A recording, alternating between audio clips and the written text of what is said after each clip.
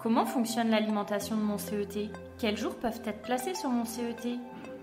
Si vous êtes cadre au forfait jour, vous avez la possibilité de placer vos jours RTT dans la limite de 8 par an et les jours de CP excédant 24 jours ouvrables.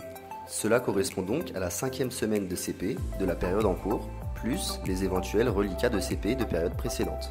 Si vous n'êtes pas cadre au forfait jour, vous avez la possibilité de placer sur votre CET vos jours de CP dans les mêmes conditions, 5e semaine soit 6 jours plus éventuels reliquats des années précédentes, et vos jours de RFR et RFT.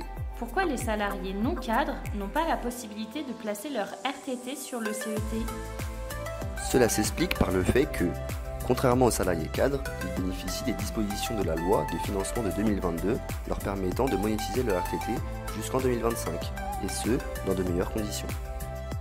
En effet, les jours de RTT ainsi monétisés bénéficient d'une majoration automatique à 25%, ainsi que de la désocialisation et défiscalisation.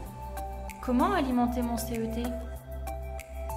L'alimentation du CET se fait à la demande du salarié. Vous devez donc effectuer une demande auprès du service RH via le formulaire spécifique disponible sur l'intranet dans la rubrique DRH, puis bibliothèque et ensuite documents utiles.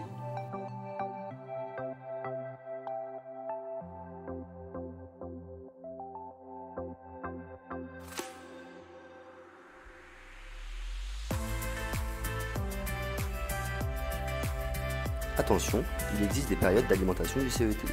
Les demandes doivent être faites entre le 1er mai et le 10 juin, généralement cela concerne plutôt les jours de CP, ou entre le 1er décembre et le 10 janvier. Cette période concerne plutôt les jours de récupération de type RFR et RFT ou les RTT pour le personnel cadre au forfait jour.